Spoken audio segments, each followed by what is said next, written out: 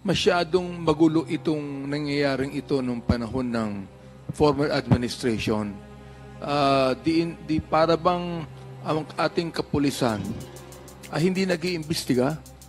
So I surmise, Mr. Chair, that the police actually were not properly investigating because of the policy of the administration, because of the policy of the former president, na kung yan, nanlaban ng kaunti yan, patayin nyo na at I have your back. Ako ang magpoprotekta sa inyo. And I would even think, I do not know, Major General, you could be able to tell me if I'm right or wrong, no? Okay lang sa akin. Pero palagay ko, there really was a big irregularity as far as investigating this is concerned. Oh, just imagine, we have more than 7,000 na napatay, but only 52 are being investigated. And 37 of them, wala na because hindi na umano yung biktima. Now, the thing is this, I don't think that it is the NBI that should be first in the scene. It must be the policeman that should be in the scene of the crime. Am I right, Major General? You are correct, Your Honor. It's supposed to be the PNP, especially the SOCO, that will process the crime scene, especially in the event of armed confrontation, Your Honor. Mr. Chair, why do you always have to give that to IAS? Why don't the SOCO be the one to investigate on it, motu proprio? It is within their mandate, Your Honor. The IAS has the motto proprio. No. It's not the mandate of the IAS is to investigate an administrative case. Of course, kasama yung criminal dun eh. Pero still, the IAS should be independent from the Philippine National Police. Therefore, the Philippine National Police must also conduct their own investigation on the matter. Am I right, Major General? That's correct, Your Honor. As I have mentioned, it is being part of the SOCO operations. And as I have mentioned, once an irregularity has been found based on the processing, corresponding actions is also being recommended, Your Honor. Mr. Chair? Yes, are you done, Congressman Abante? So, Congressman Acop, you're recognized. Thank you, Mr. Chair. General Salvador, may I know the basis why IAS should be the one to investigate incidents involving police officers where firearms are used?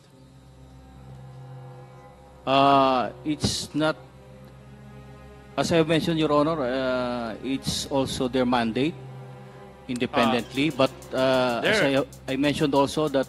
Could you please state to this body, ano po yung mandate na sinasabi po ninyo? It's the motu proprio investigation, especially if the case involves the use of firearms. And is that provided for by any law?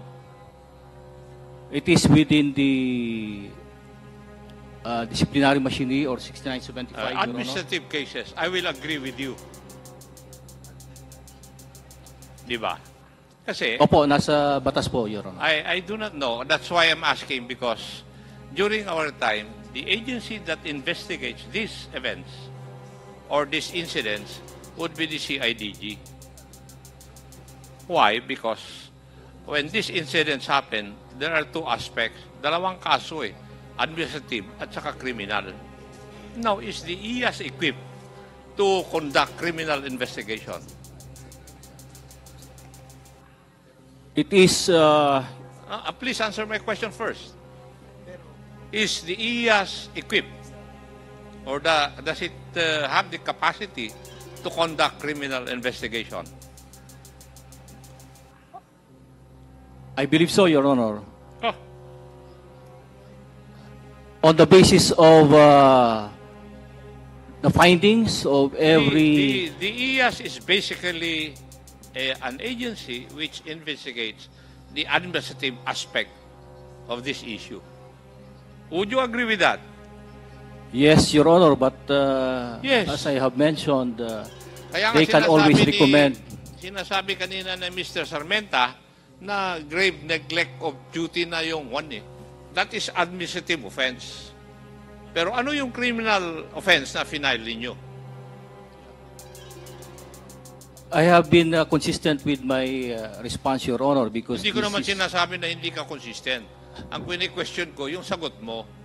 Kasi, hindi ba't sabi ko, you give me the basis why IAS is supposed to conduct this kind of investigations. When in fact, I know na yung IAS, administrative aspect lang ng kaso, ang trabaho nila. The criminal aspect is with CIDG, which is capacitated to do the criminal investigation. Kasi iba yung administrative investigation at saka criminal investigation. Doon pa lang sa evidence that is required, magkaiba na yung dalawa eh. So, how can you tell me that the IAS is capacitated to conduct criminal investigation? Well, You tell me, what is that mandate that you are telling me? So that I will be convinced. it is they have the powers to file appropriate criminal cases against PNP members because before the court as evidence warrants and assist in the prosecution of the case.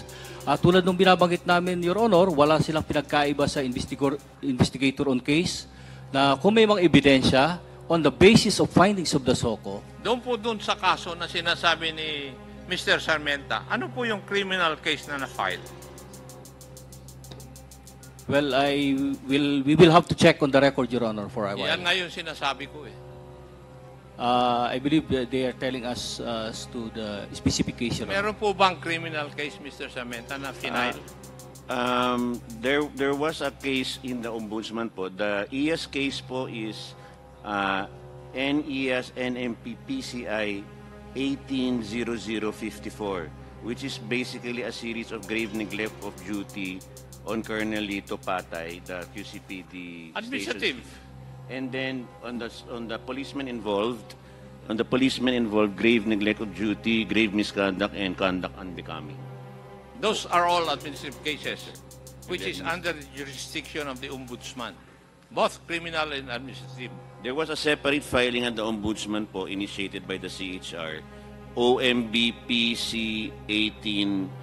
180092. This is for murder. And it was dismissed by the Ombudsman. Yan yung criminal aspect. Yun nga yung sinasabi ko eh. Ang nangyayari, General Salvador, administrative aspect lang or administrative cases lang ang fina-file ng IAS. Why? Because it's their mandate. But, Your Honor, they are also not prevented to file the criminal I would case. agree with you. Yes. But supposing I will ask you to give to this committee or submit to this committee ano yung mga cases na involved sa extrajudicial killings na na-file ng criminal case by IAS to prove your point. We will wait for the yes to respond to that, Your Honor. Yes. And that is why, Mr. Chair, may I move that we invite the Director of IAS in the next hearing para masettle tong issue nito? Okay, there's a motion to invite the head of the IAS Second, and duly seconded. Any objection? Hearing none, the said motion is now approved. Mr. Chair, I also would like to inform the body, especially our, I like Attorney Conti and Mr. Meta, that this morning, the Committee on Appropriations already approved, no? The Committee on Human Rights was the first one who approved that. But today, already approved the CHR charter. Oo. Now, Mr. Chair, I think that there should not only be a review of these cases, there ought to be a reinvestigation of these cases, Mr. Chair. Would that be the kind of mandate the Philippine National Police also has? Because the thing is, yung mga investigation ginawa on the last administration were actually wala eh. Wala nangyari. So, I'd like to ask Major General Salvador, would you agree that all of those victims of the extrajudicial killings, more than 7,000 of them or more, should be reinvestigated further. Mayor General. Yes, Your Honor, it's possible for investigation. Therefore, Mr. Chair, if it's possible, then I would strongly suggest that these victims should be reinvestigated so that the proper charges in court should be filed. Mr. Chair. Mayor General, would you please answer? Yes, Your Honor. It's a matter of the inventory of cases, and I believe it will be coinciding with the cases of the Internal Affairs Service. Attorney Conti, may tanong lang ako, Mr. Chair, tanong lang ako, Attorney Conti, no? Considering yung mga present situation before, during the time nung last administration, and kanina sinabi ni NBI Director that nahirapan silang i-pursue yung mga cases because of a lot of different factors. Like, well, yung mga evidences, medyo wala na, 2 years or 3 years ago pa. And at the same time, yung consideration of the families, would you agree with me na ang one of the factors why the families are not cooperating during that time because of the policy of the government? Yes, Your Honor. And the continuing security threats to themselves. Kasi yung police na nag-operate o pumatay, doon pa rin naka-assign. At probably, sila rin ang mag-iimbestiga. So, And that's the reason why kaya yung resulta natin sa pagpa-file ng case, yung iba nadi-dismiss dahil nga po sa takot ng pamilya because of the existing environment, no? Moving forward, no? Now that we have realized that in accordance with the suggestion of Congressman Chairman Abante to reopen the investigation of all these cases, and having considered the manifestation of the NBI Director with regards to sa mga evidences, do you think we will be having a hard time to pursue all of this investigation, and if we will be having a hard time moving forward as a lawyer, ano po yung pwede nating gawin? Your Honor, first off, it would take a big deal to recover or restore the trust of these people, of these victims in the investigation and justice system in the Philippines. Pasensya na po, pero parang nabasag lahat yun nung nakaraang panahon. And lalo na, the killings continue. The HAS, the organization which monitors killings, have noted some 300 killings last year as well. And we think it could be related to continuing practice, kung mga nakasanayan na po ng mga pulis. Kung wala mang policy na sasabihin or walang sinasabi, parang patuloy pa rin talaga yung kalakaran. Ang pwede po siguro, if this committee or this government wants to investigate everything, as a rule, continue with the investigation. If some of the victims would prefer not to be reinvestigated, then allow them that leeway. So as a rule, lahat po iimbestigahan ulit, ilalabas lahat ng ebidensya, and just allow the victims to opt out. Yeah. Paano lalabas yung ebidensya kung halimbawa wala na nga po yung ebidensya? Sa totoo po, actually, ito yung tanungan namin Kung yung biktima po yung tatanungin, wala po sa amin din yung ebidensya. Nasa PNP po. Kaya, like for example, ito nga. I just think about this, no?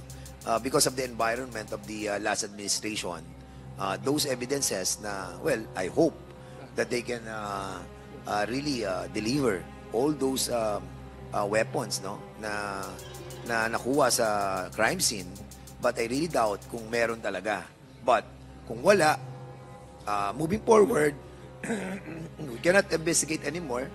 So, anong in-expect sa atin na dapat nating gawin kung wala na tayong makukuha ng ganong klaseng ebidensya and we cannot re-investigate anymore?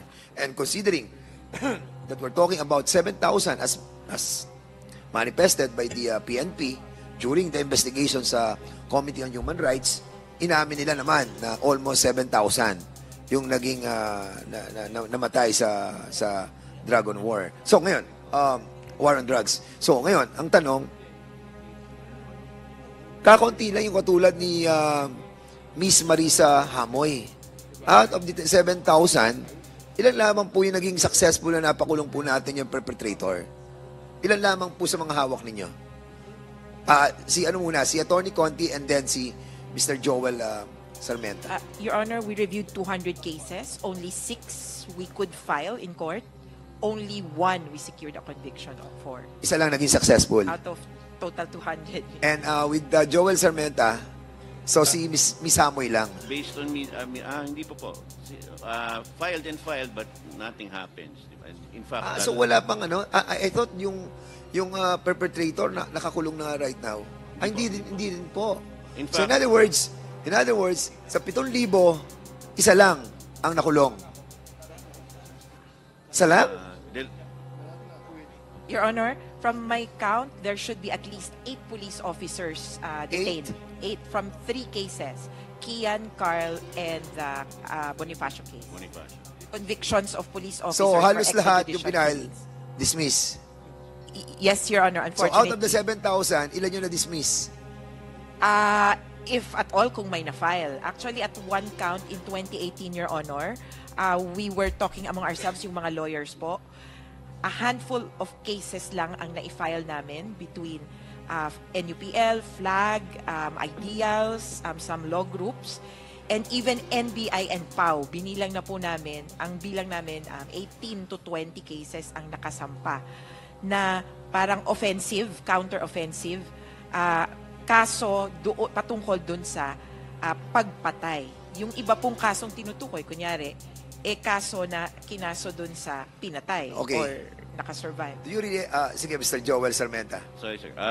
Chair, and I'd like to note, yung Bonifacio case is only this 2024, mid-2024. So it's very recent. There's also the phenomenon of the Bertes case where the guilty policeman is now incarcerated for a different shooting.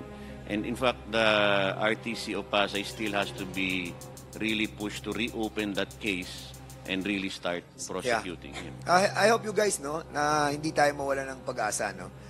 The reason why I'm trying to tell this is because of the reality. Katulad na sinabi ni NBI Director na talagang pag wala na ebidensya, it's hard to reinvestigate. And having said that, 2025 na po ngayon. And ang sinasabi po ni NBI Director, years back pa. And the more na magiging much more impossible to recover all those evidences. But mahirap naman pong bitawan na yung mga pamilya ng biktima. So we have to hang on and try to move forward and try to somehow yung reinvestigation, the best effort that we can do. Siguro, Mr. Chairman, medyo nasadin ako ngayon. Hindi na sana ako magtatanong. Pero parang naisip ko, out of the 7,000, ilan ba talaga ang naging successful? So ngayon, parang lumalabas na isa o dalawa lamang. Talagang nakakalungkot na yan. Talagang medyo this government, the present government, must do something to give justice to those families sa biktima. Yun lamang po, Mr. Chairman, at halinawa ay magkaroon talaga ng resolve ang ating pong national government, no? Mr. Especially Chair. DOJ Chairman. and the Office of the President. Mr. Chair. Mr. Chair. I give way to Congressman sige. Paduano, Mr. Chair. Okay, Congressman Paduano, you're recognized. Thank you, Mr. Chairman. Salamat po. At least nakinig naman. Medyo nakinig din na pinagbigyan tayo ng pagkakataon na magsalita. Jen, before you recognize Chairman, General Salvador, Mr. Chairman, ganito lang po. I've heard about this statement coming from Mr. Sarmenta. Sir, you mentioned about the representation of our country through the former DOJ Secretary on the International Human Rights Conference during the time. Being represented UN by Human Rights. If I'm not UN mistaken, Human Rights. in Geneva. in Geneva, which was represented by the then DOJ Secretary Guevara, di ba? Medyo makalimutin na kasi itong si Chairman Abante siguro. But as far as I remember, in the first hearing of EJK, in his committee on Human Rights, it was mentioned by then DOJ Secretary Guevara about that conference, and he mentioned also that upon arrival, during the time, he submitted a confidential report with regards to it, no, to the office of the President through ES, Executive Secretary. Now, as far as I remember during the time when I asked him about the document, a confidential document, I directly asked him if the committee or the Congress can ask the Executive Department to give us a copy of that confidential. Now, sabi niya, of course, the Office of the President through the ES will invoke executive privilege, etc., etc. But sabi ko nga sa kanya, what if?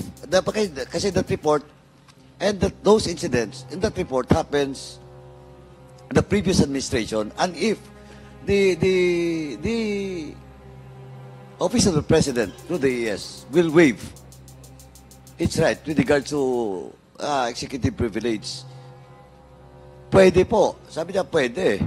Kaya, Mr. Chairman, pwedeng balikan natin yung Quadcom. We once again, well, in fact, I move for it during that hearing that to the chair that we will write a letter to the Office of the President, to the ES, for us to give us the copy about that confidential report.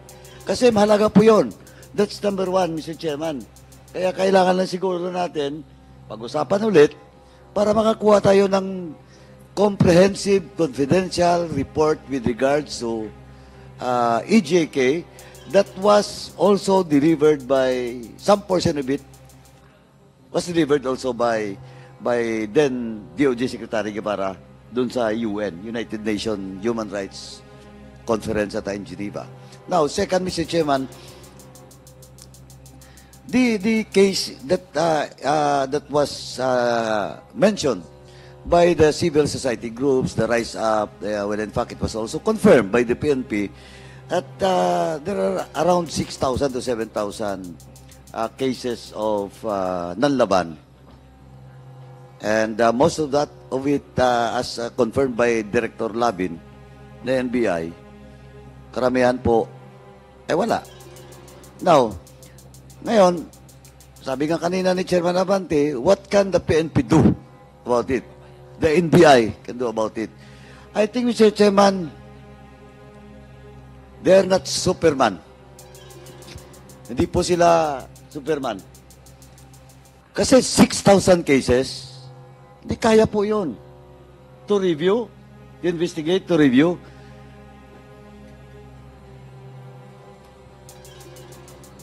Yes, sabi natin 7,000. Kahit sabi ko nga kanina kay Chairman Barbers, kahit 2,000 o 3,000 na lang. Abutin lang po to be honest and candid about it. Abutin lang po ng next patapos yung administrasyon na ito, hindi po ito matatapos. Sa totoo lang po. Because we also don't want, PNP is involved in this. Nanlaban. Then you give the PNP the responsibility to review it. Wala. Sigurado yun. Diba? At the same time, we will also do not want the organization of the PNP will focus on this. Marami pa po silang trabaho. Now, ganun din pong NBI. Pag binigay mo to yung 7,000 sa NBI, wala. Especially the statement coming from Attorney Lavin na out of the 52, 13 only because some relatives of the victims are not anymore interested. They are not cooperating. Walang evidence, etc. etc. Walang mangyari. Kahit anong motion natin dito, every hearing, i-move natin, wala mangyayari dito. Now, kaya nag-usap kami kanina ni Chairman Barbers, if the committee or my co-chairs, and of course, the lead chair, Chairman Barbers, will join me, siguro dun sa committee report or partial committee report na ilalabas natin, we will ask the executive department to create na super body or a commission. No, to concentrate and investigate para yung mga agencies natin hindi magka-problema sa trabaho nila. Siguro may representative kami from the PNP doon sa commission na yon. Pero dapat ito, this will result for a very fair, honest, and truthful result. Doon po sa sinasabi nating mga 7,000 cases of nanlaban. Para at least magiging yung question of